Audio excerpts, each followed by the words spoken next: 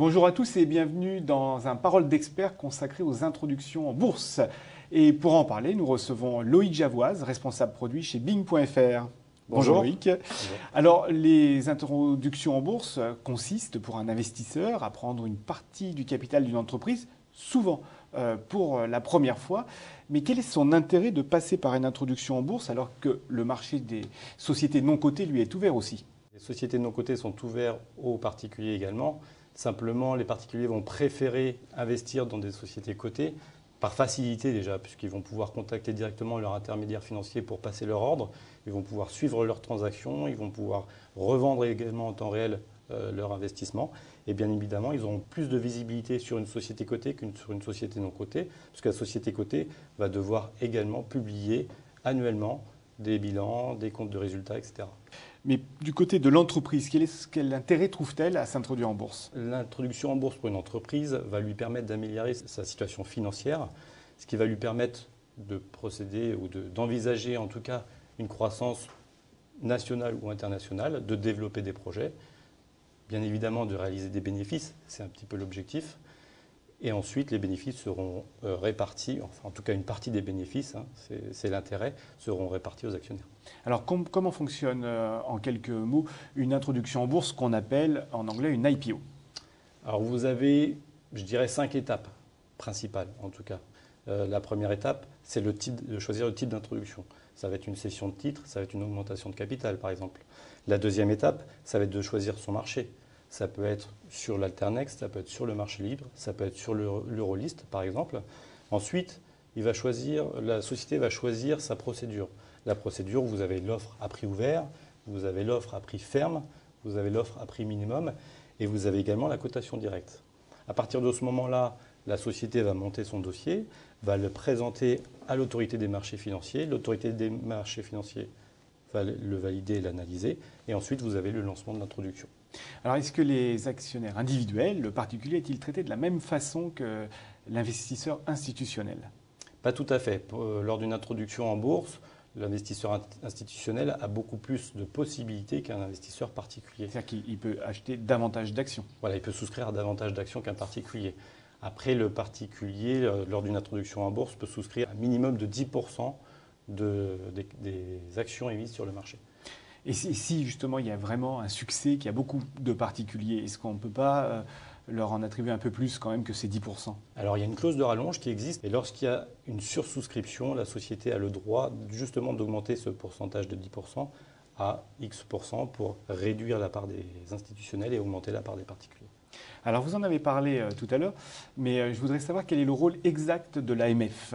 L'autorité des marchés financiers a le rôle justement de surveiller les marchés, surveiller tout ce qui se passe, valider les documents juridiques, les documents fiscaux, le prospectus qui est très important, c'est le document le plus important lors des introductions financières, et de valider donc les documents comptables, de valider le projet dans sa globalité. Maintenant, pour revenir à l'introduction du côté du particulier, comment doit-il s'y prendre?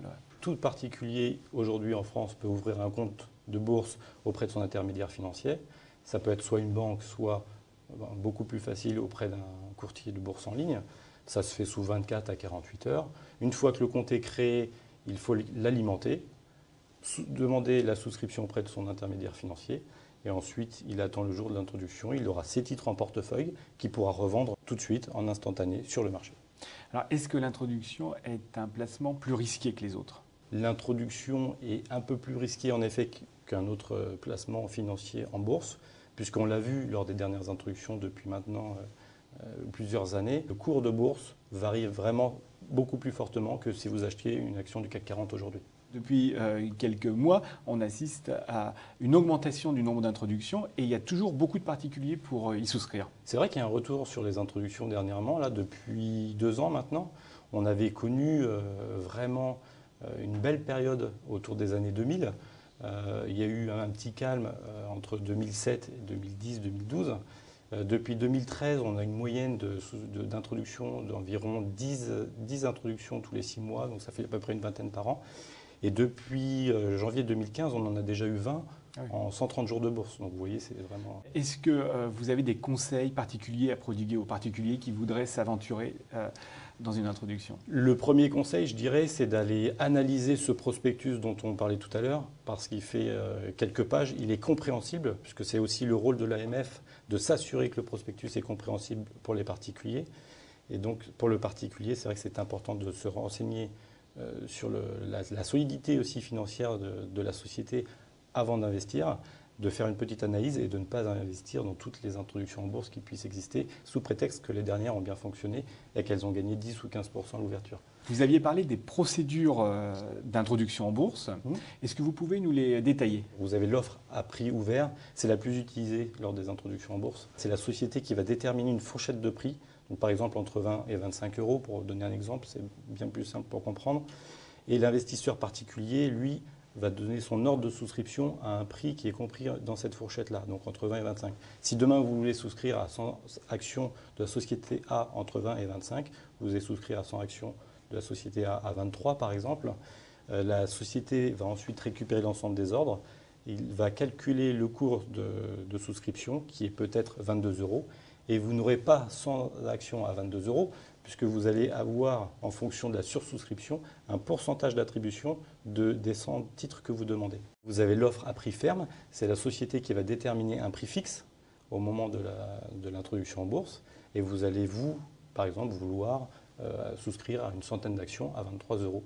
Et c'est pareil, vous ne serez pas forcément servi sur 100% de ce que vous demandez, ce sera en fonction des souscriptions. Vous avez l'offre à prix minimum, donc c'est un peu comme l'offre à prix ferme. La société va calculer également le prix d'ouverture en fonction des quantités demandées et en fonction des prix demandés. Mais là, plus on met un prix élevé, mieux on a des chances d'être servi. Exactement. Si vous voulez souscrire à une centaine d'actions à 100 euros alors que la société propose 23, vous aurez plus de chances d'être souscrit puisque ça fonctionne par tranche. Vous êtes dans la tranche maximum et la tranche maximum a un pourcentage d'attribution plus important que si vous aviez souscrit entre 23 et 24. Alors, la dernière procédure? C'est la cotation directe. Donc la société va proposer aux souscripteurs de souscrire à n'importe quel prix et après la société va faire un calcul pour pouvoir déterminer le cours d'ouverture et vous serez servi pareil avec un pourcentage d'attribution. Eh bien, Loïc, merci de nous avoir bien éclairé et mis à jour sur les introductions. Merci. Quant à nous, on se retrouve pour un prochain Parole d'expert.